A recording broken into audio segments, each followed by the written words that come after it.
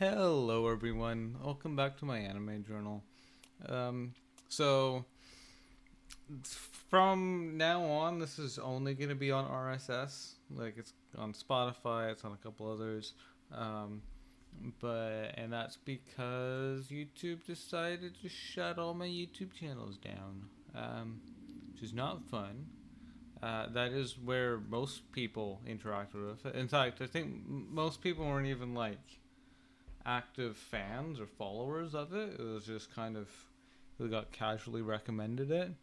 So I don't think the people who were listening to it or watching it on YouTube are going to actually seek out. It's like, oh, so is this still going on anywhere else?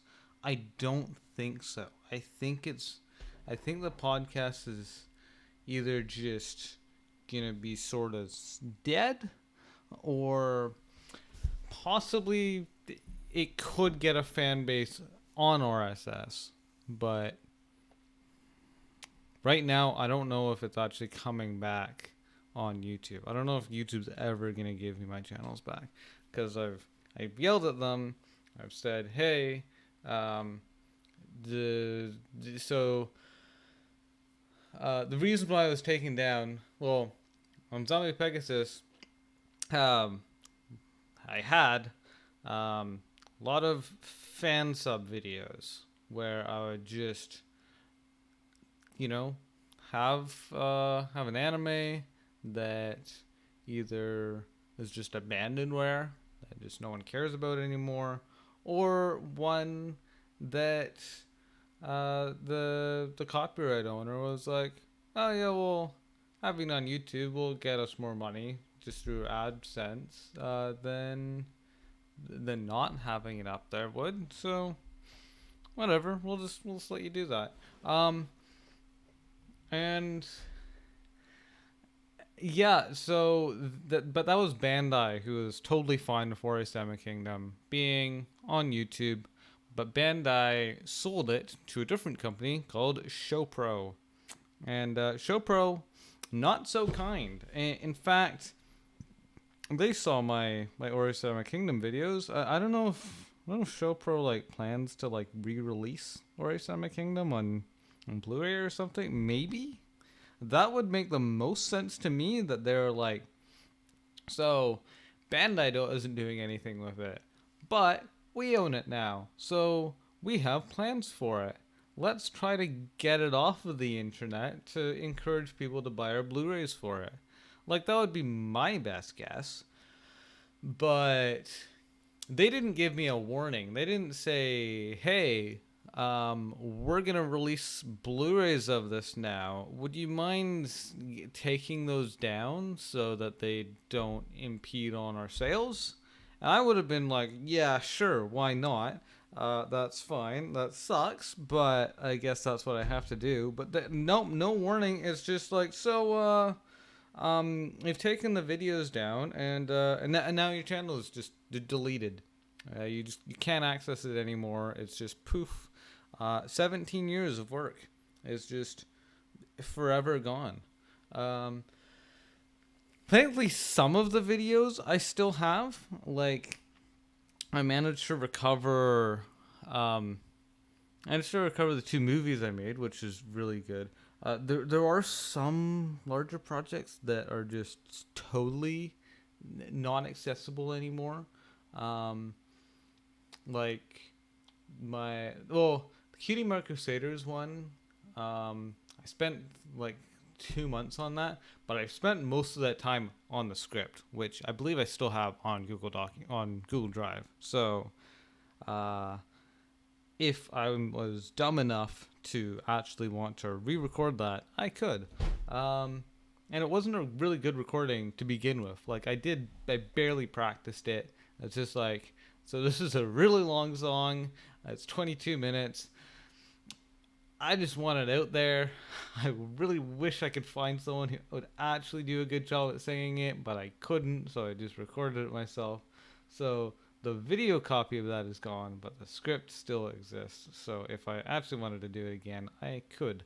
Um, but there's also ones like all of my really old videos that would just be cool to revisit and just to like have this video evidence of like what I looked like as a kid and like this tangible like it's kind of videos of like the products that I made as a kid that are just cool to exist that just don't anymore.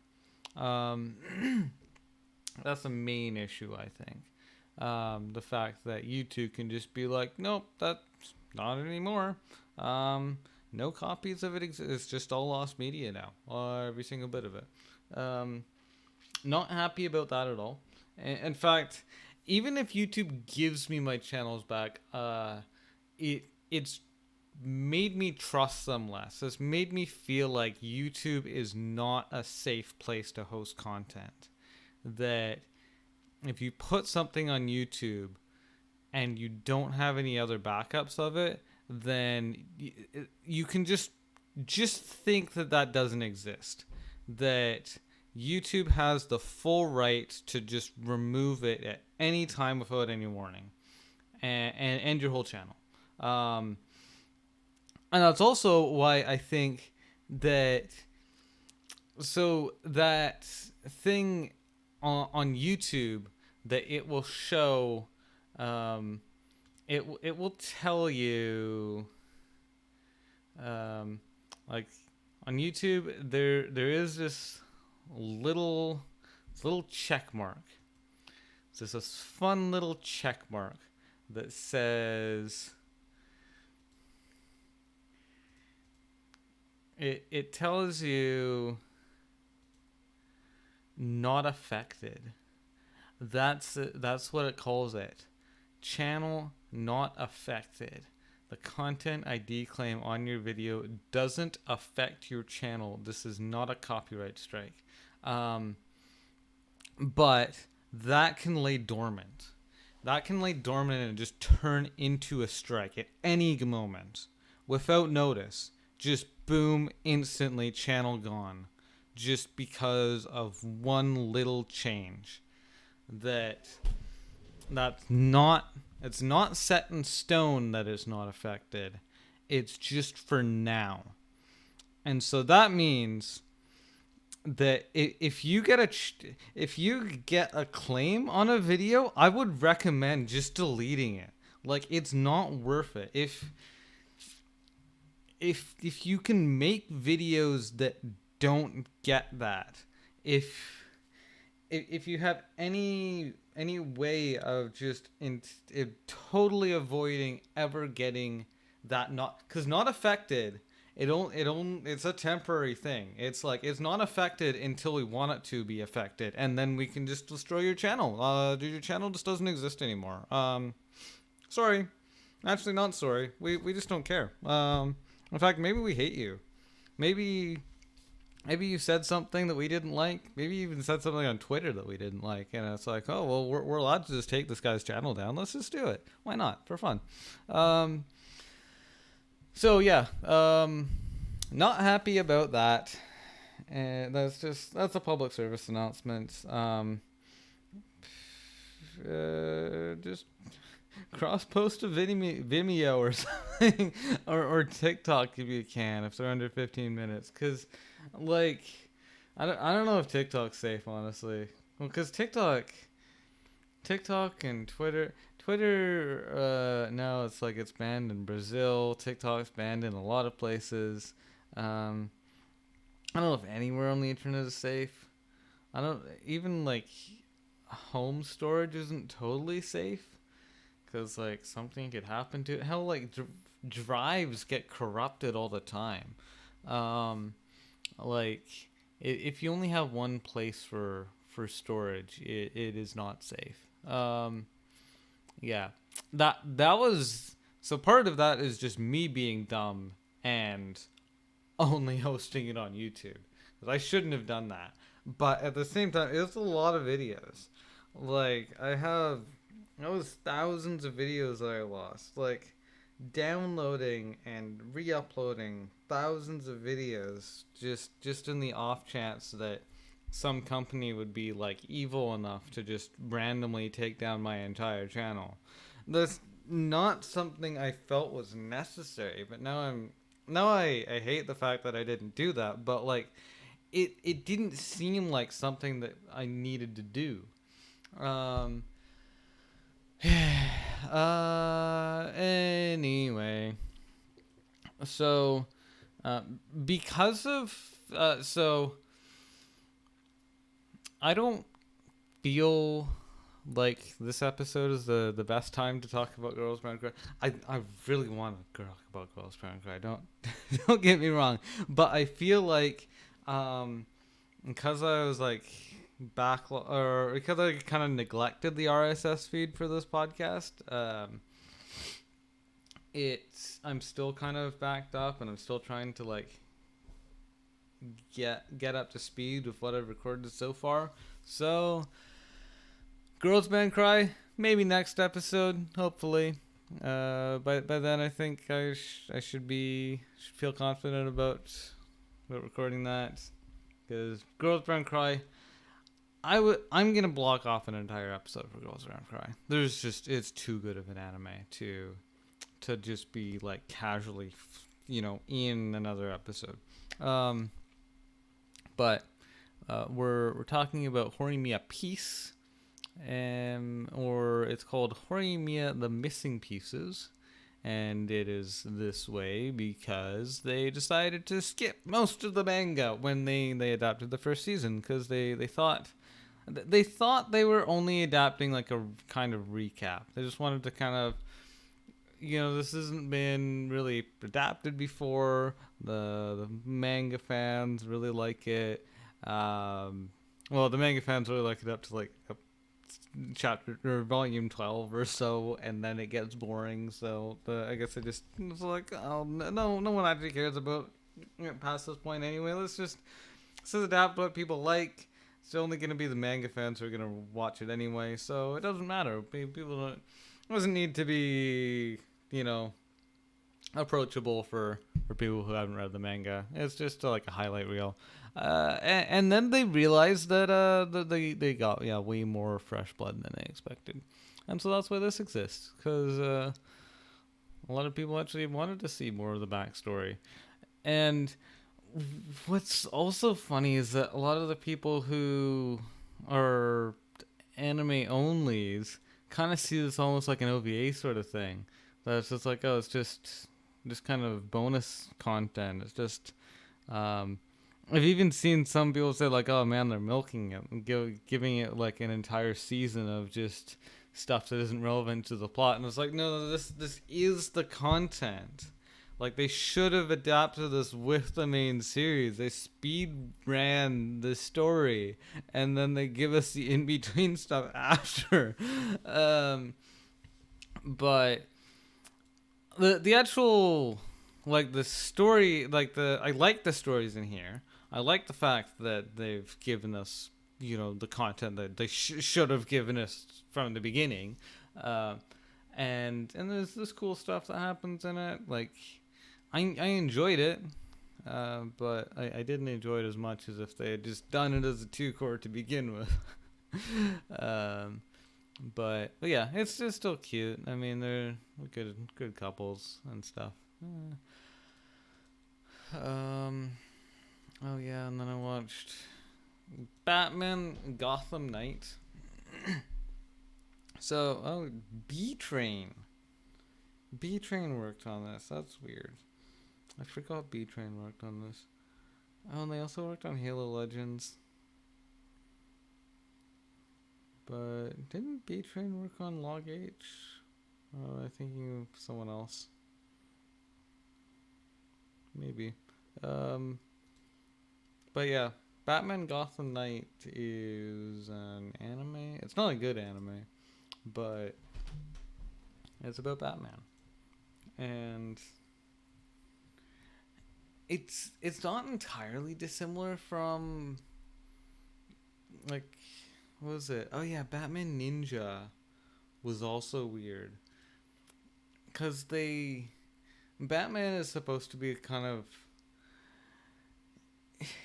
he's sort of a Chunibyo. Like he's like a rich guy who kind of creates inventions to make himself more powerful.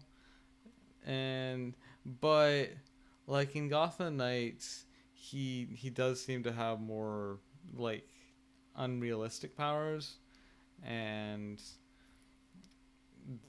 like there's certain scenes that are kind of like a lot of it is kind of from the villain's perspective as well, of like this scary guy who goes around fighting people.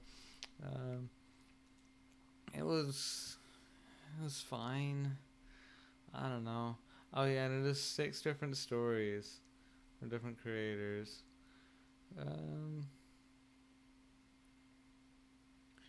I was planned for a release of a 2 to 4 weeks before the release of The Dark Knight.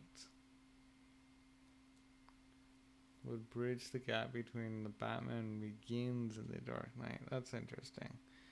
Also, this is even. I guess. I guess it's mostly just kind of a companion piece to The Dark Knight, but I don't know. It was weird. I didn't really like it, honestly. Um. Oh yeah, Kimono Friends 2. This this was bad. Uh, this is it feels like what people thought Kimono Friends 1 was going to be. This is the kind of show that you could show to like a 5-year-old, because like the um original Kimono Friends was way more like actually it was darker, but also it's like more plot heavy. Like Komodo Friends is like this kind of adventure mystery, sci-fi. It's like it's really cool. It's so well done. The animation looks like garbage, but it's almost like charming in its own way for looking like that. But Komodo Friends 2, it's none of those things. Oh, it still has the adventure aspect, but there's no mystery. Um, it's also different characters. It's Kululu is the main girl, and she's just boring. She's a human, but she's just not interesting.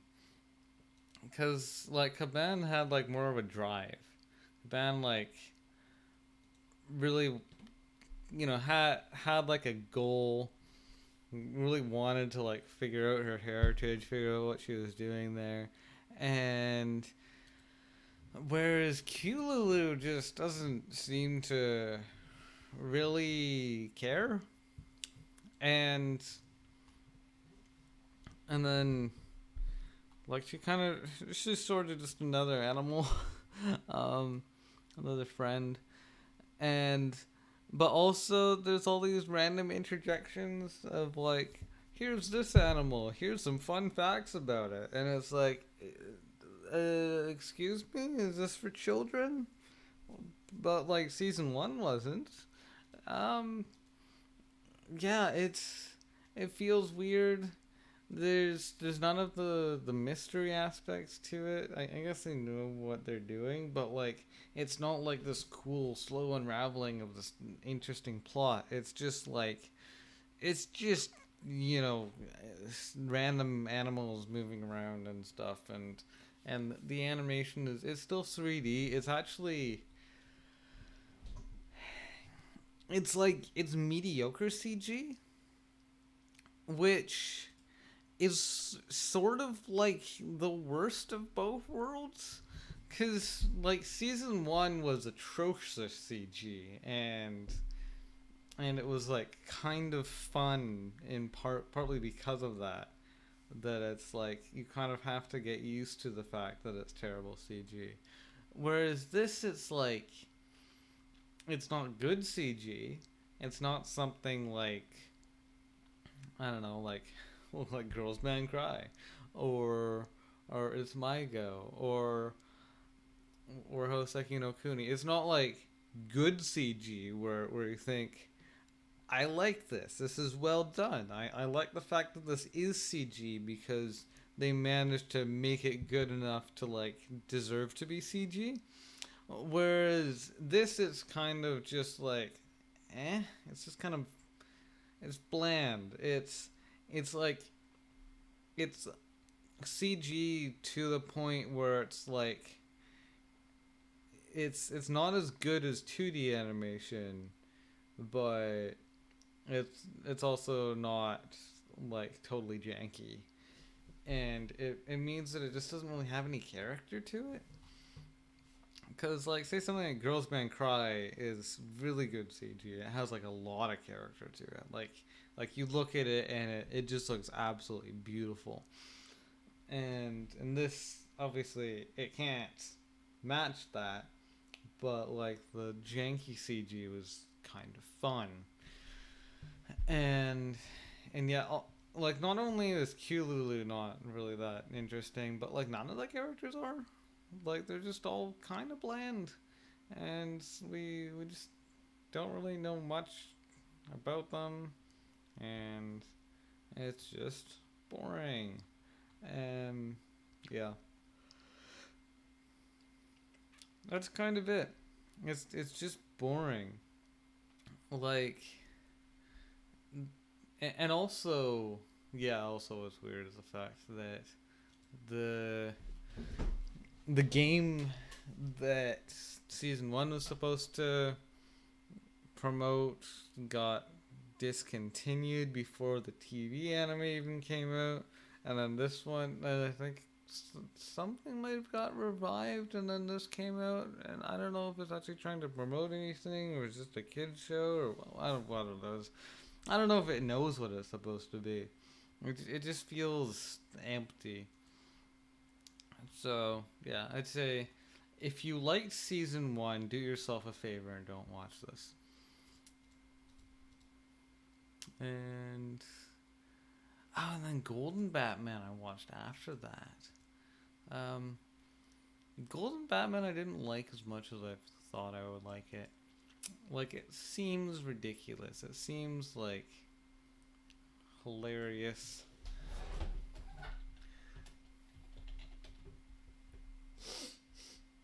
Also, um, I did watch a couple episodes of Golden Bat in preparation for watching Golden Batman. Because I watched like a couple of the Batman animes or anime, and then I watched just the first four episodes of Golden Bat, which is it's that Golden Batman is supposed to be sort of a combination between Golden Bat and Spatman. Uh, and you can kind of tell it that way because like say Golden Bat, it like Golden Bat is not the main character in Golden Bat. He kind of, it's sort of like the plot is sort of based around, you have all these different characters, something goes wrong, and then from the shadows Golden Bat comes in to save the day. And Golden Batman is sort of that same way where it's not like Golden Batman isn't the protagonist. He kind of just comes in and, when people need him. But also, he is just weird because Golden Batman is, he's not like Batman in a lot of ways. Well, one thing is that he can fly, he can shoot lasers out of his fingers, and it is just ridiculous. It's very different from three kids find themselves in the middle of a nightmare. Yeah, because it's like yeah, just like in Golden Batman just kind of hides in the shadows and then swoops in when people need him. And but the fact that he can fly around, um, and And yeah, this is South Korean. They did not get permission from either Golden Bat or Batman.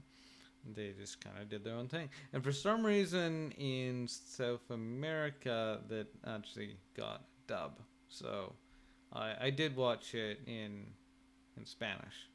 Um, and there's obviously no English dub because of licensing rights, because it's based on Batman, at least partially.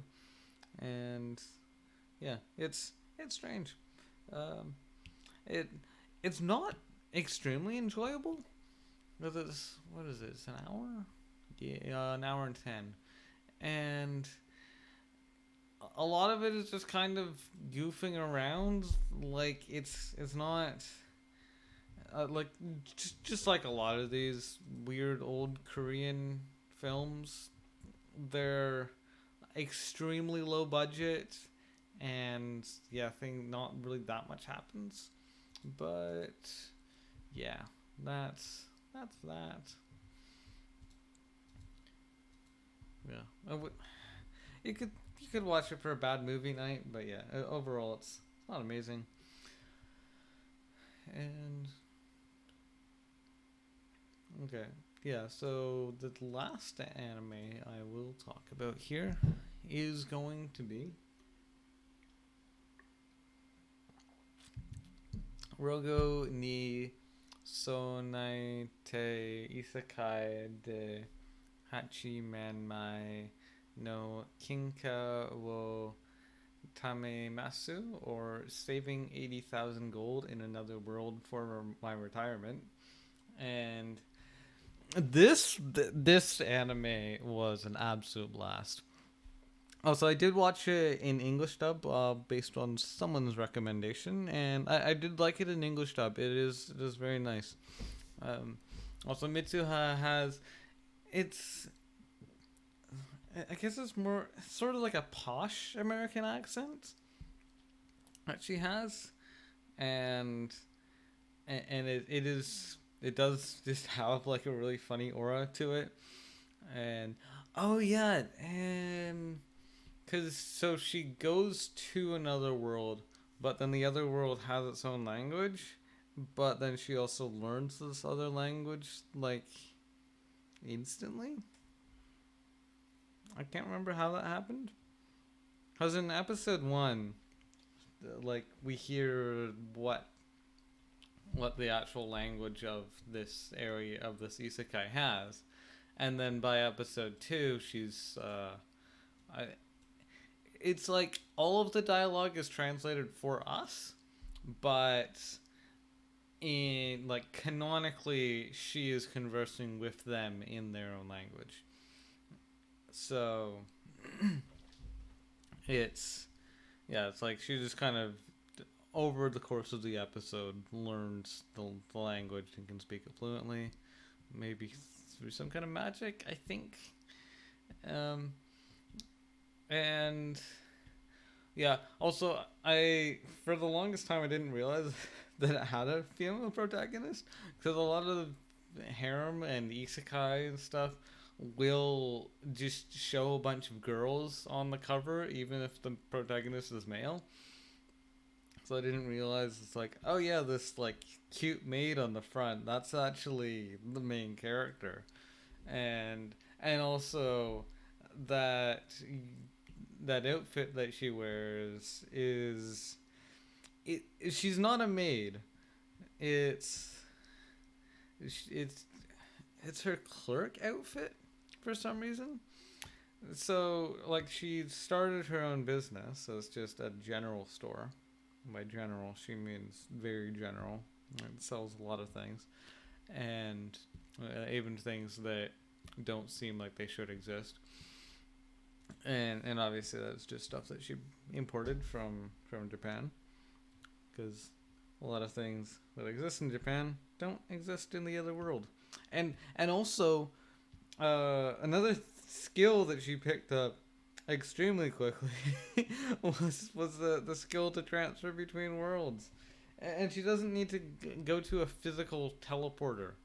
It's it's not something like say like in Maid Dragon where they know of Maid Dragon, or also, what was that other one?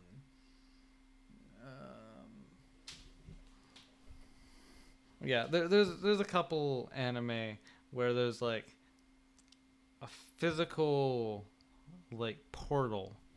Well, even like Isekai is considered portal fantasy is the overarching genre it fits into. And so sometimes there is just a physical portal. And you need to bring your physical body over to the portal and walk into it. And then walk out of it on the other side. And if and so that works as an isekai, but it means that yeah, if you're in any kind of danger, then it means that the portal isn't going to be nearby. Whereas she has the ability to just go. She just chooses to go to the other world, and it just happens. It's it's so broken, and she realizes that it's broken, and so she like abuses how broken it is. Also, this feels now she is very ambitious. It's not gonna be. It's not like a Bafuri where the main character is overpowered as hell but just doesn't really care, or this fighting slimes for 300 years. That's also kind of similar in that way. I love fighting slimes for 300 years, but it is also kind of a protagonist who is overpowered but doesn't really care. Whereas well, she's overpowered, but she has a specific goal. Like with both with Kaide and with what was it, the fighting slimes girl? What's her name? Um,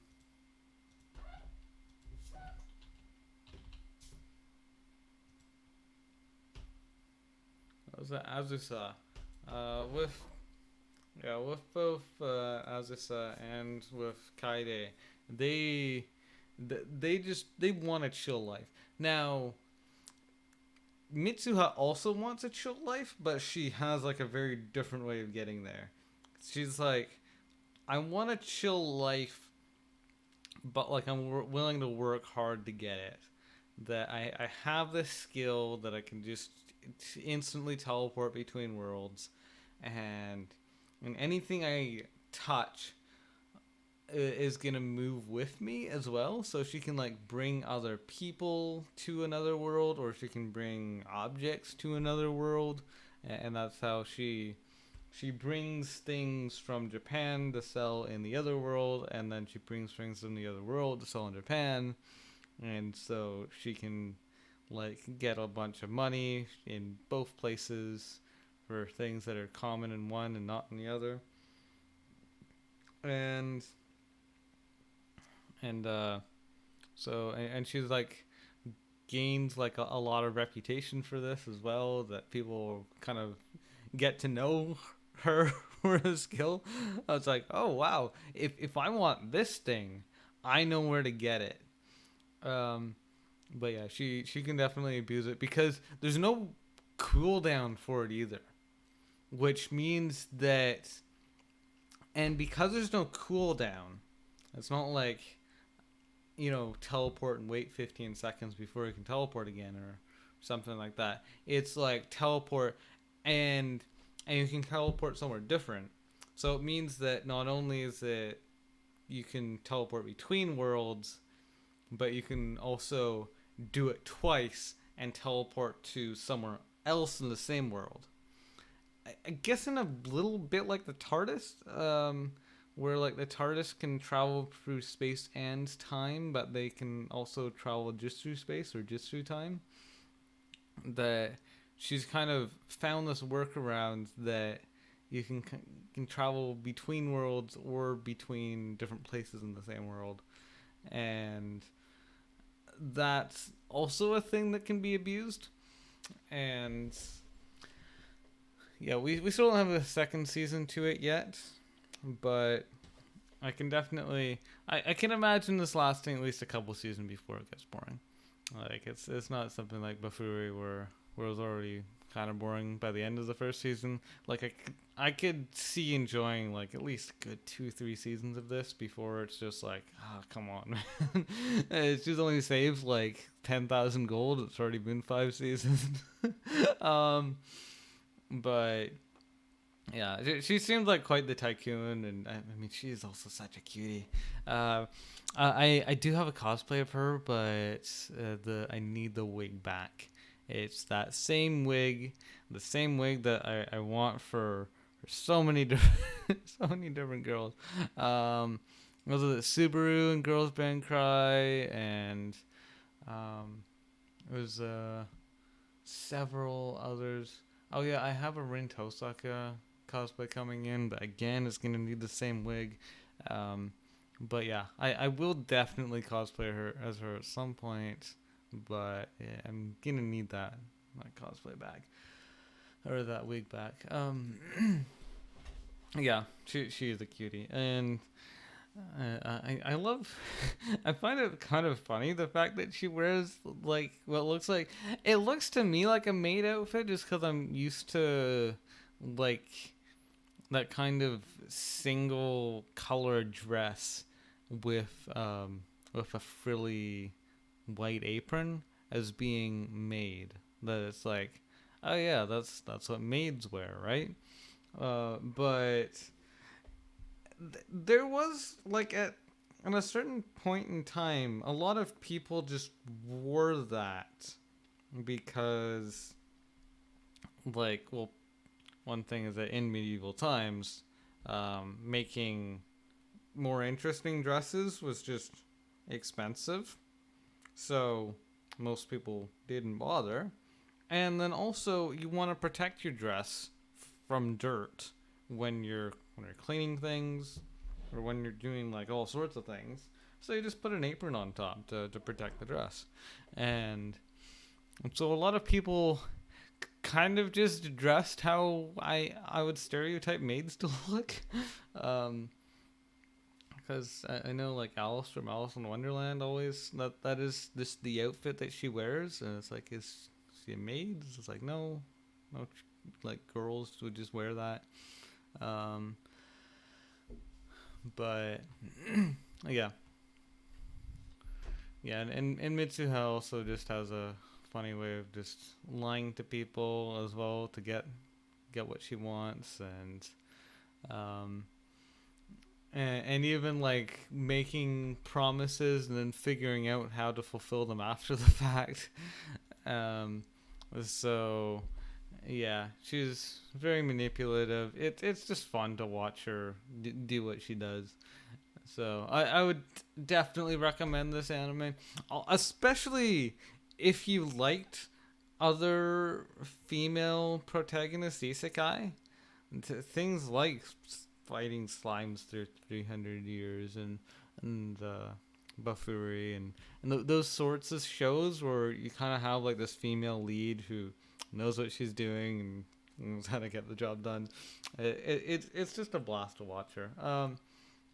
Oh yeah, next episode I should be should be just solely dedicated to Girls Band Cry, and I don't know when that will come out because I hopefully if I can just like finish up uploading everything, I still go back to fortnightly, and hopefully I'll catch up to everything by the end of the year, because it seems like well, I guess probably realistically it won't happen because I take holidays at the end of the year and don't have time to record stuff.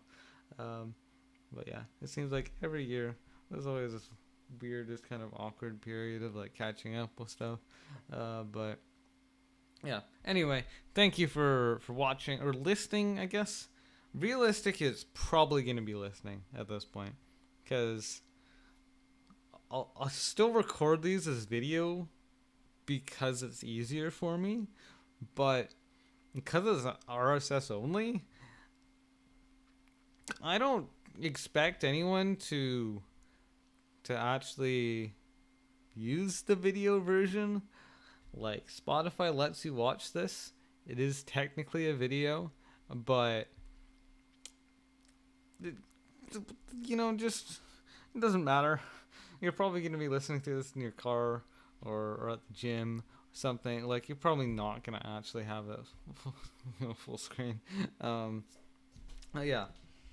Anyway, thank you for watching or yeah, listening. And I do hope to see you again next time. I hope this will catch on here. Hope you will actually follow it. And yeah, goodbye. Also, I think last time I mentioned the fact that I was like streaming Genshin. Sometimes I'll still do that on Twitch.